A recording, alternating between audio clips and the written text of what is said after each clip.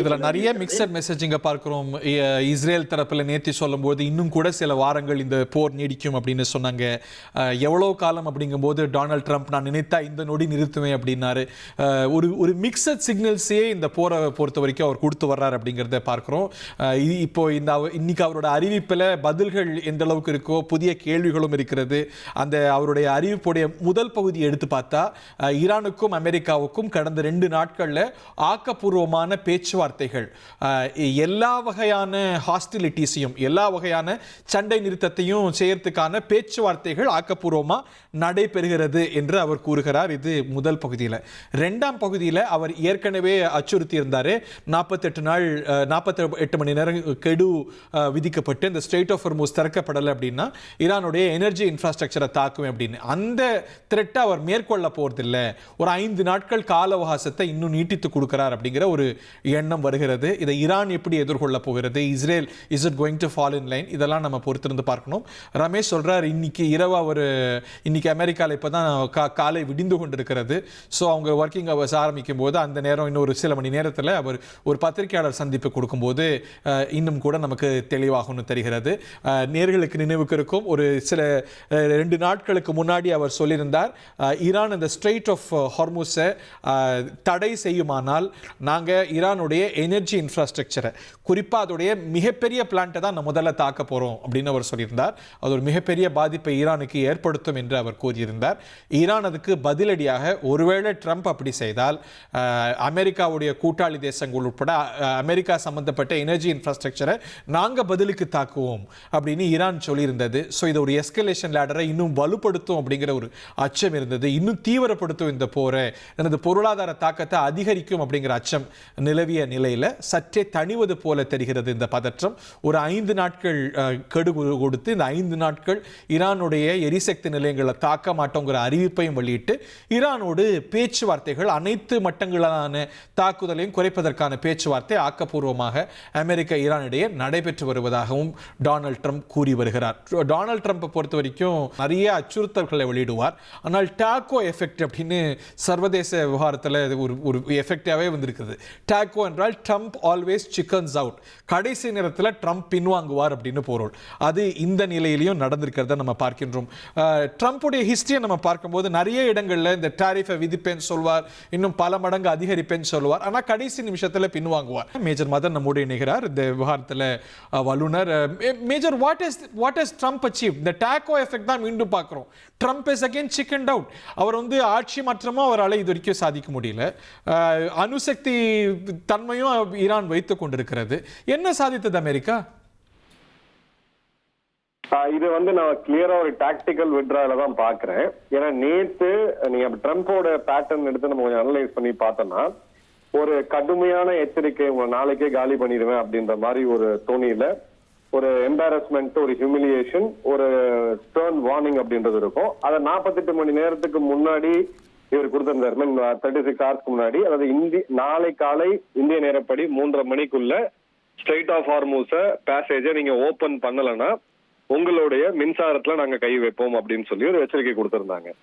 பதிலுக்கு ஈரானுடைய அதிபர் பெஷ்கியான் அவர்கள் கொடுத்த இதுல ஸ்ட்ரெய்ட் ஆஃப் ஹார்முஸ நாங்க தடுக்கல, அங்க வரக்கூடிய கப்பல்கள் எஸ்கேட் பண்றாங்க, ஏன்னா அவங்களுக்கு இன்சூரன்ஸ் கிடைக்க மாட்டேங்குது, ஏன்னா அங்க ஒரு போர் சூழல் இருக்குது, அந்த போர ஆரம்பிச்சது நீங்க தான் அப்படின்னு சொல்லி ஒரு பதில் சொல்லியிருந்தேன். ஸோ 2 இடத்துலயுமே பாத்தீங்கன்னா அந்த டோன் சேஞ்ச் ஆச்சு.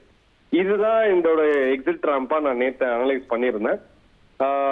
இன்னைக்கு நைட்டு மேபி சிம்பாலிக்கா ஒரு தாக்குதலை நடத்திட்டு அதன் பிறகு இவங்க புஷ் பண்ணுவாங்க அப்படின்னு பார்க்கும்போது ஈரானும் ஒரு சமயோசிதமா அவங்க ஒரு பிரச்சனைக்கு முடிவுக்கு வரணும். ஏன்னா இப்ப ஈரான் ஐசோலேட் ஆகிட்டே போகுது. கடந்த 5 நாட்கள் 19ஆம் தேதி ஈரான் கத்தாரோடைய லார்ஜஸ்ட் ஸ்ட்ராட்டஜிக் அச்சீவ்மென்ட்ஸ் என்ன மேஜர்? இப்போ அவங்க ரெஜிம் சேஞ்சும் நடக்கல, the deep state is very much around, it's very strong. இன்னொன்னு, ஈரான் இன்னமும் கூட அணுசக்தியை வச்சிட்டு இருக்கு. அதுல எந்த பாதிப்பும் வரல. இந்த 2 ஏமும் அச்சீவ் ஆகாம என்ன சாதித்தது அமெரிக்கா இஸ்ரேல்? இல்ல, இப்ப அதுதான் அந்த இஸ்ரேல் நம்ம வேற மாதிரி பார்க்கணும். இஸ்ரேல் அவங்களுடைய ஆபரேஷன்ஸ் அவங்க கண்டினியூ பண்ணிட்டு தான் இருக்கிறாங்க. ஈரான் ஐஆர்ஜிசி தலைமைக்கு யார் வந்தாலும் அவங்கள கொல்லுவோம், டீகேபிடேஷன் ஆஃப் லீடர்ஷிப் அப்படின்றது ஈரான் கொள்கையாவே வச்சிருக்காங்க. அதை ஓப்பனாவும் பண்ணிட்டு தான் இருக்கிறாங்க. நேற்று கூட ஒரு மிக முக்கியமான பஸ்டிஸ் ஃபோர்ஸோட தளபதியா அவங்க கொண்டாங்க. அமெரிக்காவை பொறுத்த வரைக்கும் இவங்களை வீக்கன் பண்ணணும், இவங்க வந்து இந்த இடத்த டாமினேட் பண்ணணும் அப்படின்றதுதான். நீங்க லார்ஜர் கேம் எடுத்தீங்கன்னா ரெண்டு விஷயம் இருக்கு. ஏன்னா முதல்ல அந்த ட்ரம்ப் கை வச்சது ஒரு மிலிட்டரி ஆக்ஷன் ஒரு பதவிக்கு வந்த பிறகு பார்த்தோன்னா வெனிசுலா, அதன் பிறகு ஈரான். இந்த ரெண்டு நாடுகளுமே உலக நாடுகளால குறிப்பா அமெரிக்காவால தனிமைப்படுத்தப்பட்ட நாடு. இந்த ரெண்டு நாடுகளுமே கிட்டத்தட்ட மார்க்கெட் ரேட்ல இருந்து ஒரு $10 to $15 சீப்பா சைனாக்கு வந்து அவங்க ஆயில் கொடுத்துட்டு இருந்தாங்க. சோ அல்டிமேட் டார்கெட் அப்படின்றது சைனா தான். இப்போ வெனிசுவேலாவை மாதிரி ஈரான் அவரால வழிக்கு கொண்டு வர முடியல. எம்போல்டன் பை வெனிசுவேலா ஆபரேஷன் ஈரான்ல கையை சுட்டுக்கிட்டார் ட்ரம்ப் அப்படிங்கிறது தவறான புரிதலா? இல்ல, ஈரான் இப்ப என்னன்னா ஈரான்ல கம்ப்ளீட்டா இன்டர்நெட் பிளாக் அவுட் ஆயிருக்கு. அவங்களுடைய பேச்சுரிமை அப்படின்றதெல்லாம் நம்ம வெளியில எதிர்பார்க்க முடியாது.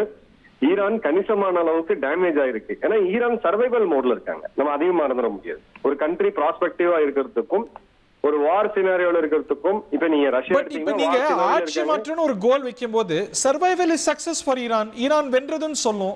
என்ன அழிக்க நினைச்சாங்க, I have survive. Mere survival is enough. அந்த பாயிண்ட்ல அவங்க சர்வைவ் ஆகுறாங்க. ஆனா எந்த டேர்ம்ஸ்ல சர்வைவ் ஆகுறாங்க அப்படின்றது 4 நாள் இவங்க சொல்லக்கூடிய அந்த பேச்சுவார்த்தைக்கு பிறகுதான் தெரியும்.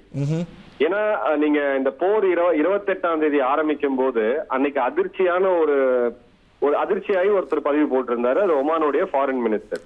ஈரான் ஒத்துக்கிட்டாங்க, அந்த இண்டஸ்ட்ரி யுரேனியமா இதோட நிறுத்திக்கிறோம், 60% மேல நாங்க எடுத்துட்டு போகல, இனிமே ஃபர்தரா நாங்க வந்து எதையும் பண்ணல அப்படின்னு சொல்லி கேரண்டி கொடுக்கும் போது ஏன் இந்த தாக்குதல், எதுக்கு இந்த போரை துவங்கினாங்கன்றது சர்ப்ரைஸா இருக்கு. ஜெனீவால நடந்த 3வது பேச்சுவார்த்தையில அந்த பாயிண்ட்ல இருந்து இவங்க திரும்ப வராங்க.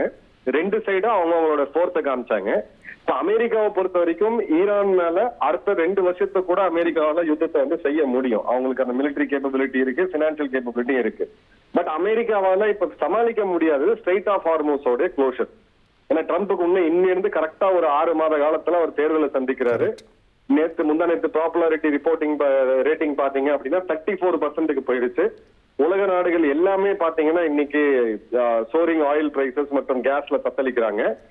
இந்த அளவுக்கு ஸ்ட்ரெயிட் ஆஃப் ஹார்மூஸ இவங்க வந்து ஹேண்டில் பண்ணுவாங்க, இந்த அளவுக்கு ஒரு பிரஷர் இருக்கும் அப்படின்றத அவங்க வார் கேமிங்ல அவங்க கம்ப்ளீட்டா மிஸ் பண்ணிருக்காங்க.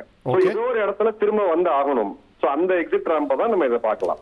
1,27,00,000 மனங்களை வென்ற தந்தி டிவி யூடியூப் சேனல். தவிர்க்க முடியாத தம்ப்நெயில்ஸ், கலக்கலான கான்டென்ட்ஸ். நீங்களும் இந்த குடும்பத்தில் இணைய இப்பவே சப்ஸ்கிரைப் பண்ணுங்க.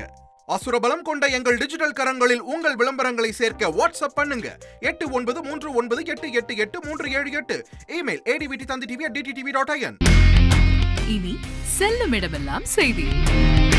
தந்தி டிவியின் வாட்ஸ்அப் சேனலை ஃபாலோ பண்ணினா செல்ல இருக்கும் இடமெல்லாம் செய்தி. இதோ QR கோட், இப்பவே ஸ்கேன் பண்ணுங்க, ஃபாலோ பண்ணுங்க.